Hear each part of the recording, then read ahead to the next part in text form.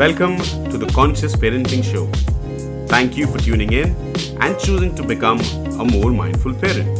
After all, your child deserves the best of you.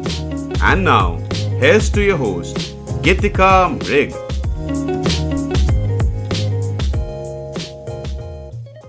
Hi, welcome to the Conscious Parenting Show.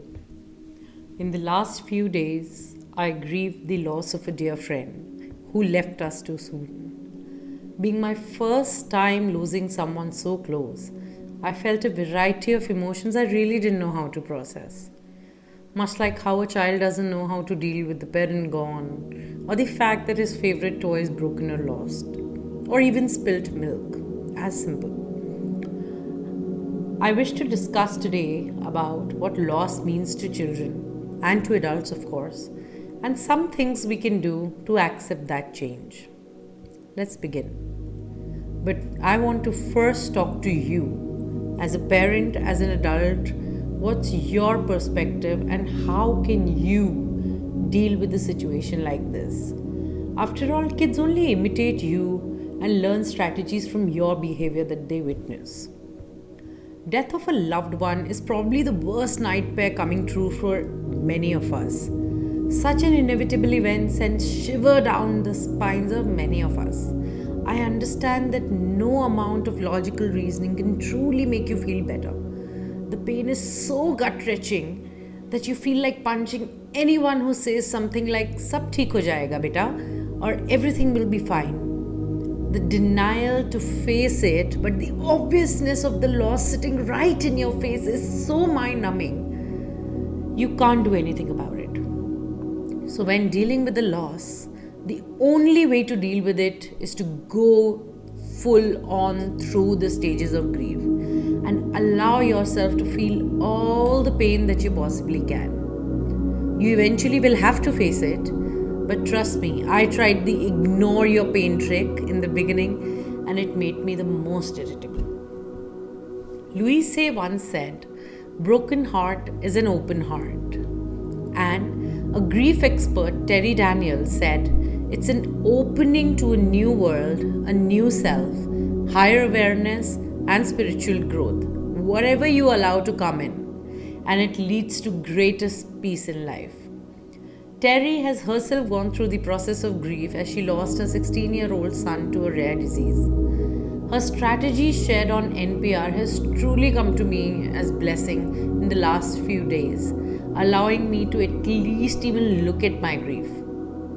I would like to share some of her thoughts with you. Let's look at some of her strategies. Firstly, she mentioned the most important point: spend time with your grief. Crying is for losers is the mentality that we've all grown up with. But in times of deep wounds, allowing yourself to feel your grief and the pain it brings might be your only relief from that pain. We want to find a place where we can be present with it rather than in resistance to it. Make it a routine, like you brush your teeth. Sit with your grief and allow it to feel you. Allow the grief to overwhelm you and engulf you. And when it does, use some of the mindfulness tools such as journaling, meditating, tapping, or speaking to a professional to let it all out. The objective is to build awareness about this grief that you're feeling and how this change has impacted you. Knowing the impact will give your grieving process a direction. This will be the most important part of your process. And as you acknowledge, you work towards getting used to living a life without your loved one and build a healthy connection with them, a connection that you carry for the rest of your life in your heart. If you feel any resentment, anger, fear towards your loved one, let it all out. Work through it. Don't ignore. That's not the image that you want to carry. Spend time with your grief. The second approach that she suggested was that grief is a lifelong journey and you can choose what kind of a journey you want. Terri said that while the acute pain goes away, the memory of the loved one remains with us for a lifetime. And you can choose how you choose to deal with this grief. You can continue to feel hurt, Or you can continue to keep the good memories alive and accept that life goes on. And when you build a healthy connection with your loved one, grieving will become a beautiful process. It will be like remembering them instead of missing them or feeling empty. Esther Hicks, a spiritual speaker, lost her husband to cancer. And she constantly closes her eyes and tunes into her husband, like dialing him on the phone and speaking to him when she's at home. She feels he guides her and is with her at all times. So rituals seem to really help a lot. You're continuing to give space to your grief, but also choosing how you choose to feel about it. Isn't that beautiful?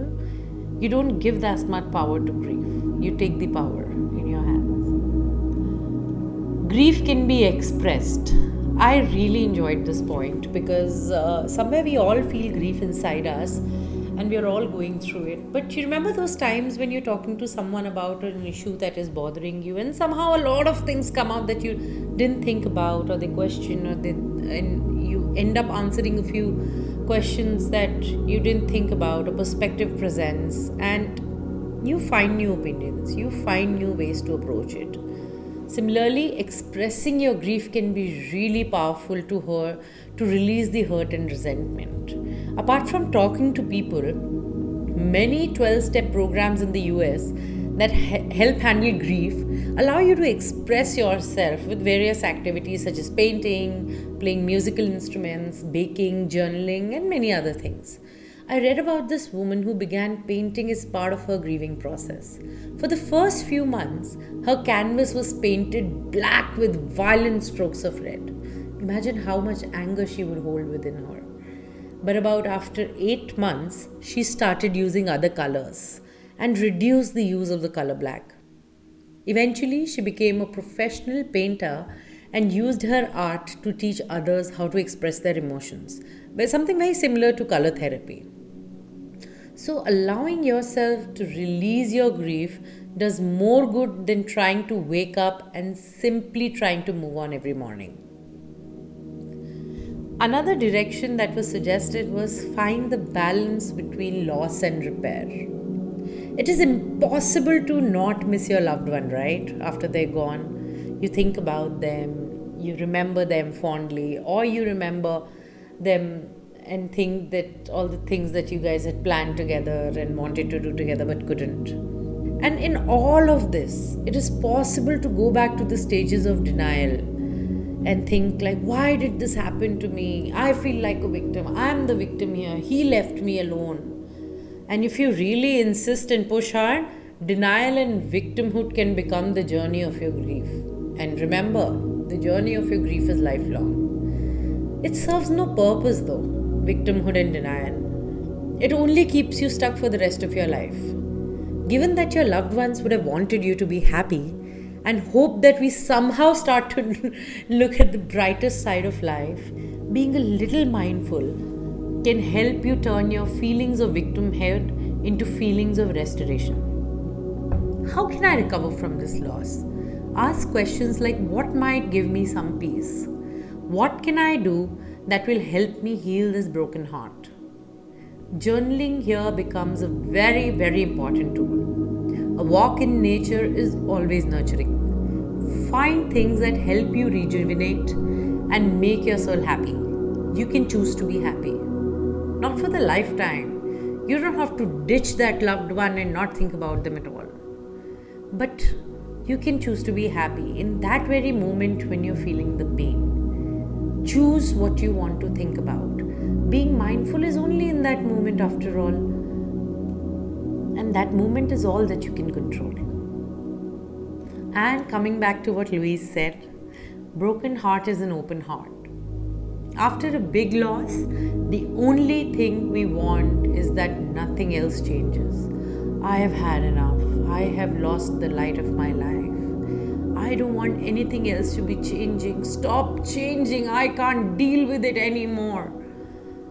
But loss and grief brings only changes in your life, in your relationships, in your passions, in how you feel to express your love. Change remains the only constant. And why not? A big change like this allows you to reflect and make the adjustments that give you some relief. Some people open charities, work to help develop cures for diseases. Others find passion and work towards it. Some do volunteer work, and some move to other cities and start afresh. Once you feel grief can now be your friend, welcome new changes into your life.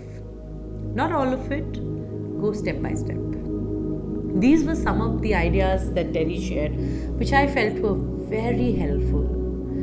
But do understand the truth of life. In Bhagavad Gita, it's written that death is certain for one who has been born. Therefore, you must not lament over the inevitable. The words are so harsh but so true. It's the law of nature. Never seen the sky cry over the passing clouds? Never seen the moon cry over the setting sun?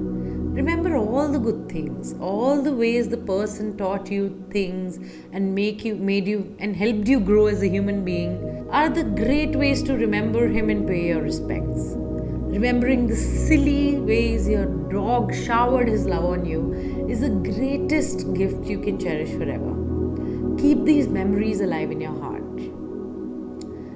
But this is all about the adults who are smart and understand the process of life and the inevitability of death. But what about children? Children deal with death and grief in slightly different manner. While you can use some of the same strategies for helping them grieve, like acknowledging, understanding what has happened and so on, the hardest part in the whole process of helping your child deal with grief is how to talk to them about it. So let's make this very clear in the beginning itself. Terming the death of a favorite pet as we sent him to a big farm where he can run around, or Grandpa went for a business trip on a long journey and will only come back after a couple of years. This is not the right thing to do for your child. This is not the right way to deal with it. Acknowledging the truth and the grief that comes with it is extremely important for your child to understand what has happened. He deserves it. So how do you communicate with your children about death, especially when you are so vulnerable? You may address the situation directly. Use simple words such as someone has died and explain the consequences to them.